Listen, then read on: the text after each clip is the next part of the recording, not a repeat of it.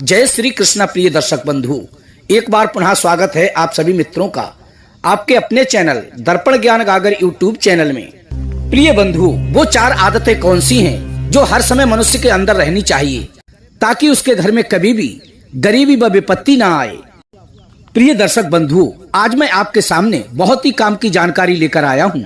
यदि आपने इसे ध्यान से समझ लिया तो मैं इस बात का विश्वास दिलाता हूँ आपके जीवन में कभी गरीबी और विपत्ति नहीं आएगी।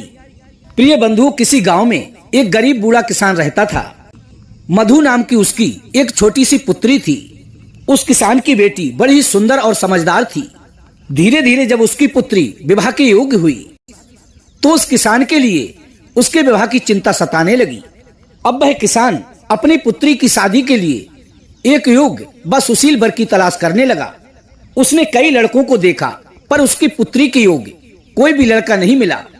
कोई शरीर से सुंदर होता था तो गुणों से हीन निकलता था। बेटी की बढ़ती उम्र के साथ साथ उस बूढ़े किसान की चिंताएं भी बढ़ने लगी।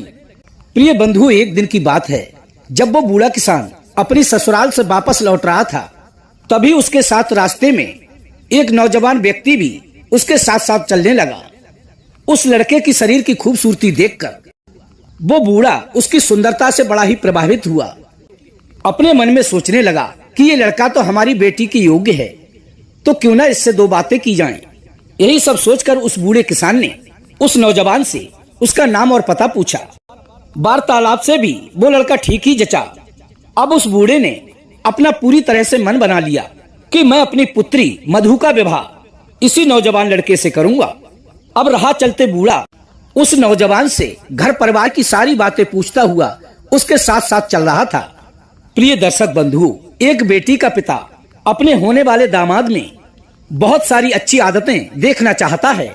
उसका कुल खानदान क्या है, गोत्र क्या है, व्यवहार कैसा है, योग्यता क्या है, लड़का मेहनती है या नहीं, उसमें कोई ऐसा अवगुण तो नहीं है जो हमारी बेटी के जीवन में दुखों का कारण बने। ऐसी कई तरह की बातें करता हुआ वो किसान उस नौजवान के साथ आ रहा था। अब उसे देखने के बाद व उससे बातचीत करने के बाद वो किसान पूरी तरह से संतुष्ट हो गया, पर उसे लड़के की एक आदत अच्छी नहीं लगी। उसने देखा कि गर्मी के दिन हैं, आकाश में सूरज तप रहा है और उस नौजवान के हाथ में एक छाता भी है, पर वो उस छाते को इस्तेमाल नहीं कर रहा है। उसे तानकर धूप से अपनी सुरक्षा नहीं कर रहा है, बल्कि वो उसे बंद करके अपने बगल में दबाए चला जा रहा है। लड़के के इस तरह के बर्ताव ने उस बुजुर्ग व्यक्ति के अरमानों पर पानी फेर दिया। वो बूढ़ा अपने मन में सोचने लगा कि ये तो अजीब आदमी है, छाता पास में है फिर भी उसका इस्तेमाल नहीं कर रहा है। मुझे लगता है कि वैसे तो ये नौजवान ठीक ठाक है, पर दिमाग से थोड़ा पैदल है। फिर उसने अपने मन में विचार किया कि हो सकता है ये अभी नौजवान है, इसलिए इस पर धूप का असर कम होता हो, जिससे इसने छाता ना ताना हो। चलो कोई बात नहीं, ये कोई ज्यादा बड़ी कमी नहीं है, अपनी बेटी का विवाह इसी के साथ कर देते हैं। प्रिय दर्शक बंधुओं, थोड़ी बहुत कमी तो हर किसी के अंदर होती है। यही सब बातें सोचता हुआ वो बूढ़ा किसान उस नौजवान के साथ चलता चला जा रहा था। कुछ दूर आगे चलने पर उन्हें एक बड़ी ही घनी छाया वाला वृक्ष मिला, जिसके नीचे बहुत ही शीतलता थी। अब वे दोनों उसी पेड़ के नीचे बैठकर आराम करने लगे। तभी उस बूढ़े ने देखा कि पेड़ के नीचे पहुंचते ही उस युवक ने अपना छाता तान लिया। उस युवक का ये बर्ताव उस बूढ़े किसान के लिए बिल्कुल भी पसंद नहीं आया। अब वो अपने मन में सोचने लगा, जहां छाता तानने की आवश्यकता थी वहां तो इस लड़के ने छाता ताना नहीं, और जहां छाते की कोई आवश्यकता ही नहीं है वहां छाता खोलकर बैठ गया है। अब तो मुझे पक्का यकीन हो गया कि इस लड़के में जरूर दिमाग कम है। पर संकोच के चलते उसने उस नौजवान से छाते को लेकर कोई भी बात नहीं की। थोड़ी बहुत देर उस पेड़ के नीचे बैठकर उन दोनों ने विश्राम किया। उसके बाद वे दोनों वहां से आगे के लिए चल दिए। अब चलते चलते वे दोनों एक नदी के किनारे पहुंचे। नदी पार करने का वहां कोई साधन तो था नहीं, उन्हें उस नदी को उसमें घुसकर ही पार करना था। नदी का बहाव कुछ तेज था। तभी बूढ़े ने अपने कपड़े उतारे और तैरकर नदी पार कर ली। लेकिन उस नौजवान युवक ने कपड़े पहने पहने ही नदी पार की। नौजवान की ये हरकत भी उस बूढ़े को बिल्कुल भी हजम नहीं हुई। अब वो बूढ़ा अपने मन में सोचने लगा कि ये लड़का तो बिल्कुल पागल है, इसने तो कपड़े पहने पहने ही नदी पार की है। अब तो मुझे पक्का यकीन हो गया है कि ये लड़का देखने में ही सुंदर है, वैसे तो मूर्ख मालूम पड़ता है। और मैं भी कितना बड़ा मूर्ख हूँ जो इस पागल व्यक्ति के लिए अपनी पुत्री देने का मन में विचार कर रहा था।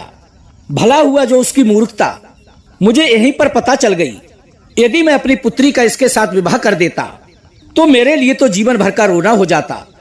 पूरी जिंदगी भर मुझे अपनी पुत्री के ताने सुनने पड़ते। प्रिय दर्शक बंधुओं, कुछ दूर आगे चलकर उस लड़के का गांव आ गया। वो अपने गांव की ओर चला गया और वो बूढ़ा किसान अपने गांव की ओर चला गया।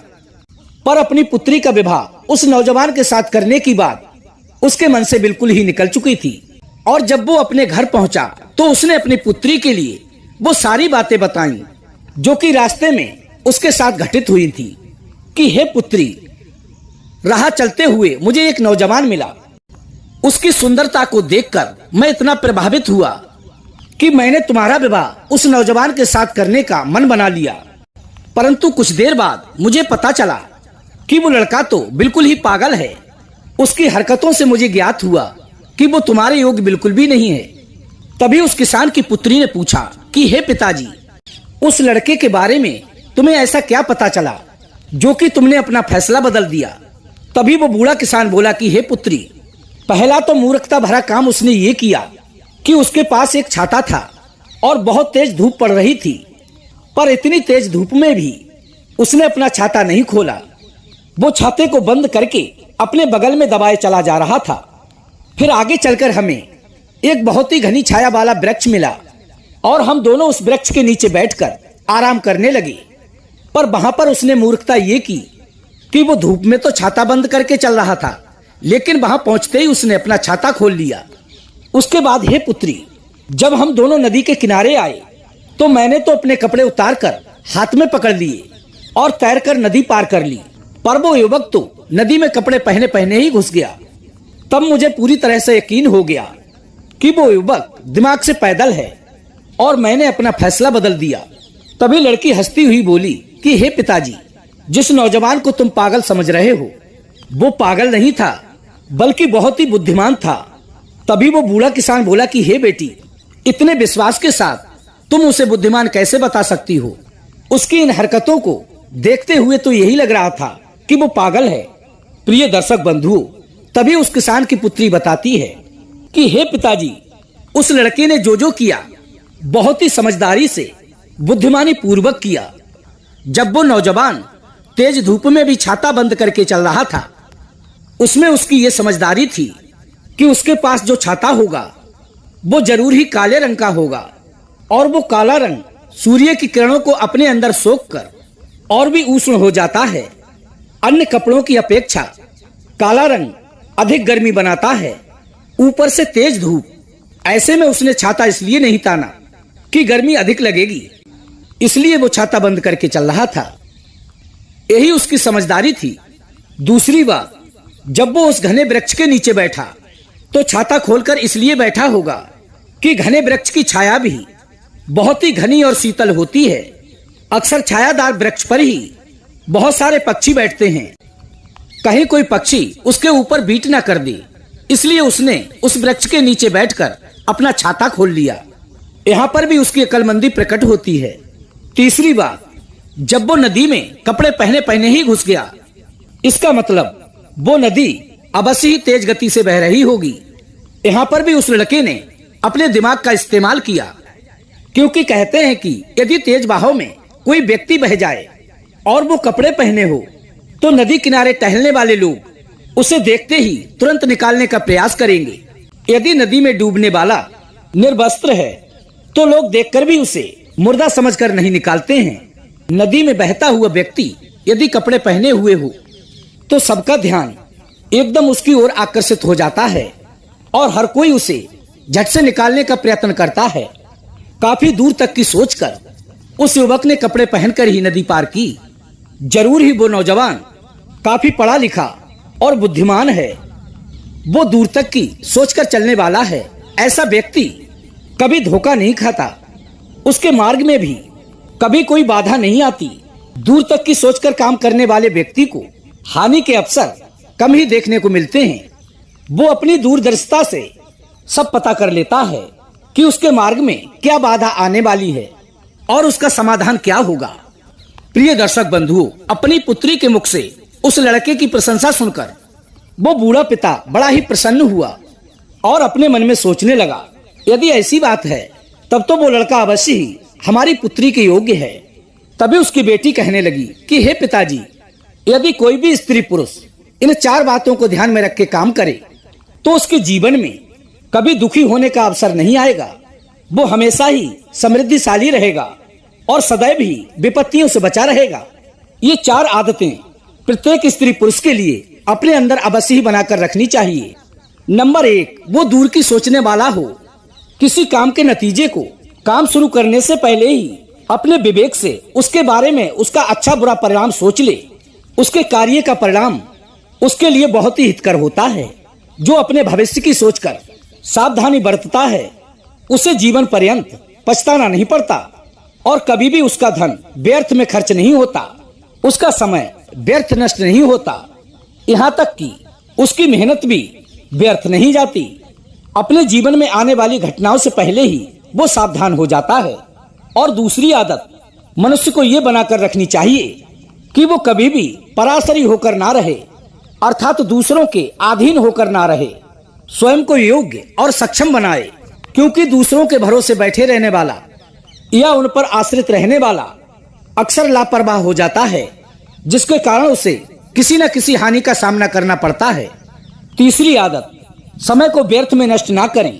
घूमकर खाली बैठकर व्यर्थ की बातें ना करें। सोकर बाद अपवाद करके अपने समय को व्यर्थ ना गमाएं। हमेशा समय का सदुपयोग करें, क्योंकि समय बड़ा ही कीमती है।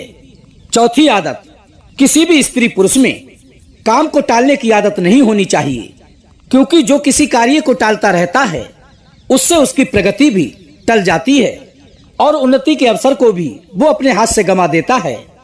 प्रिय दर्शक बंधु, तभी उस बूढ़े किसान ने सोचा, जैसी बुद्धिमान मेरी पुत्री है वैसा ही बुद्धिमान वो युवक है, दोनों का योग बड़ा ही अच्छा रहेगा।